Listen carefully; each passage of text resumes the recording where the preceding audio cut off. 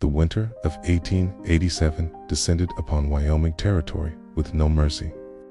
The wind howled through Cheyenne, snow drove sideways, and the train station became a cold, quiet place where time seemed to slow and survival felt uncertain. On a wooden bench inside that station sat a woman named Elizabeth, or Libby Montgomery. Her breath formed pale clouds in the frigid air. Her hands were numb, her lips losing their color. Beside her, a small leather medical bag held everything that connected her to the life she once knew. Inside were $3, a faded photograph, and a few certificates proving her training as a nurse. And she held a quiet fear that this long night might end before morning ever arrived. Libby hadn't come west for adventure. She came because she had run out of places to go. Back in Philadelphia, she'd worked in a charity hospital, learning to tend wounds, deliver babies, and sit with the dying when comfort was all that was left to offer. But her work couldn't protect her from a man of power. A scandal had erupted around a doctor named Harrison. In Libby's account, he tried to force himself on her. She fought back, breaking his nose with a bedpan. The hospital dismissed her. The story spread like wildfire.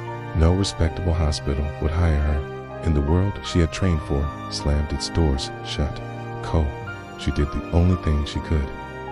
She bought a ticket west, hoping mining towns would need anyone with medical knowledge, hoping distance would finally quiet the rumors. A boarding house turned her away when she couldn't pay for another night, but money runs out much faster than hope. Libby reached Cheyenne with almost nothing left. The last train east was gone. The next wouldn't arrive until morning, assuming the storm even let the tracks stay open. Now she was alone, watching the air fog with every breath, wondering if she would freeze to death before dawn. Then she heard the sharp sound of horse hooves striking frozen ground. Through the swirling snow, a rider approached the station. The horse was a black stallion, strong and sure-footed. The man in the saddle wore a heavy coat and a wide-brimmed hat, pulled low against the wind. His clothing was practical, but also fine, the kind of quality that told you he wasn't just surviving, he was thriving.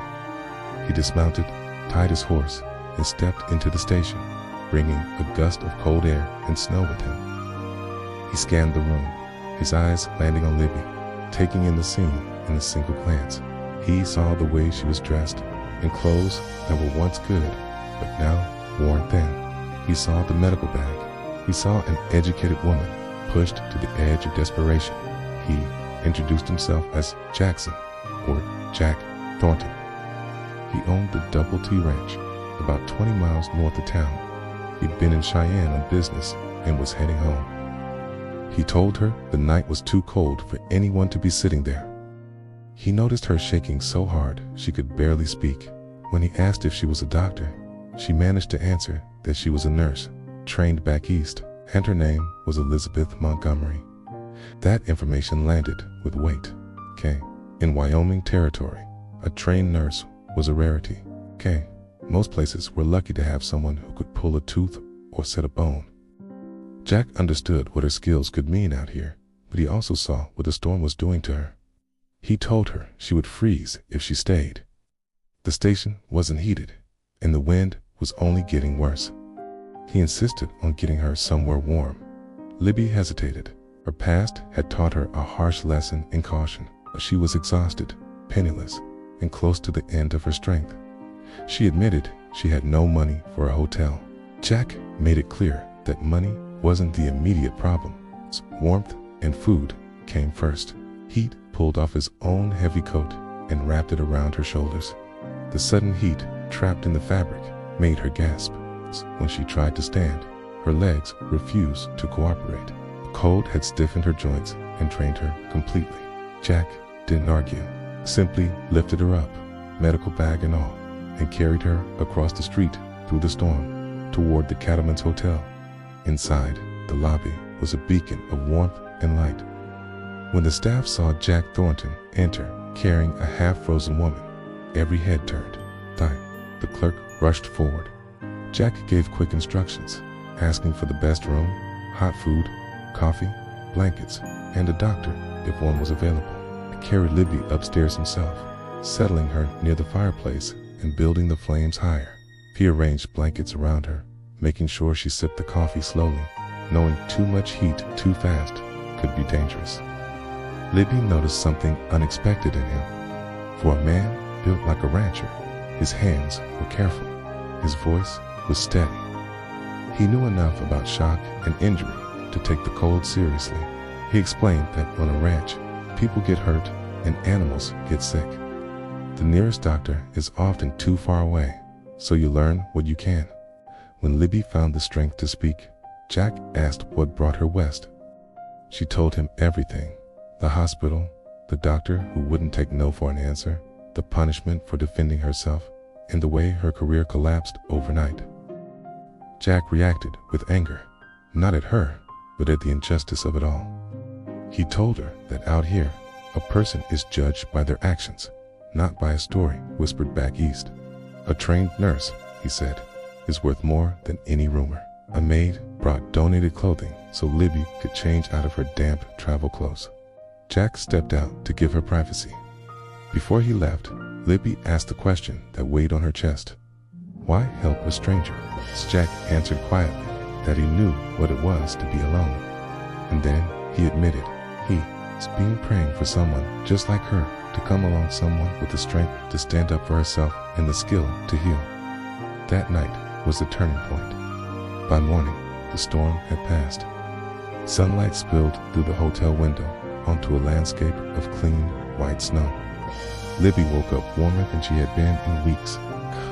A knock came at the door. It was Jack, with breakfast and an honest conversation. Libby admitted she had no clear plan anymore. She thought she would find work in a mining camp, but she didn't know where to go or how to get there safely. Jack warned that those camps could be dangerous for a woman alone. Libby insisted she could handle herself. Jack believed her, but he offered a different path. The Double T Ranch covered 50,000 acres. Around 60 men worked there year-round, a number that climbed closer to 100 during Roundup. The work was hard, and injuries were common. Broken bones, cuts, snake bites, and all the accidents that happen when you live beside unforgiving weather and unpredictable animals. Jack offered Libby a job as the ranch nurse, good pay, a cabin of her own, all the medical supplies she needed, and respect. He was clear about his expectations. She would tend to injuries, help with difficult livestock births, and teach basic first aid. And he was clear about something else, too. If anything personal ever developed between them, it wouldn't be because she owed him. It would only happen if both of them wanted it to. Libby watched his face, searching for any sign of manipulation, but found only patience and sincerity. She agreed to try. If it didn't work out, she would leave with no hard feelings. Jack accepted, shook her hand, and welcomed her to the Double T. One night of kindness had opened a door. Stepping through it still required courage from both of them. The ride to the ranch took hours through a vast, snow-covered countryside. In Cheyenne, Jack bought Libby a warm coat and boots, calling it an advance on her salary. As they rode, Libby felt something she hadn't felt in a long, long time: freedom. The sky was endless. The land was vast. The future no longer felt like it was predetermined by gossip and locked doors. When they crested a hill and the ranch came into view, she was stunned. The Double T spread across the valley like a small town with a main house of logs, some stone, a bunkhouse, stables, corrals, and a blacksmith shop, with smoke rising from every chimney. As they rode into the yard, ranch hands gathered, curious about the woman beside their boss. Jack introduced her as their new nurse. The men cheered. A foreman named Tom Bradley stepped forward and said they could tell her how glad they were to have her. Libby was shown to a cabin near the main house. Inside, it was simple, warm, and already stocked. Then Jack showed her the dedicated medical room, an examination table, cabinets full of supplies, instruments, and medicines, all clean and organized, better equipped than some hospitals she'd known back east. Libby was overwhelmed.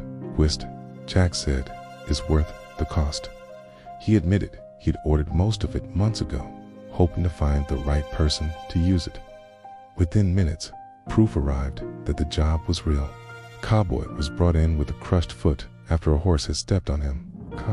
Libby shifted into professional mode without a second of hesitation.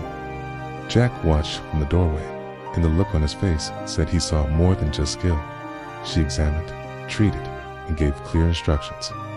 He saw purpose returning to someone who had lost it. That evening, Jack knocked on her door, bringing hot chocolate. He hesitated, careful of her reputation, but she invited him in. They talked by the fire, and he admitted finding her wasn't entirely chance. He'd been asking around town about hiring a nurse.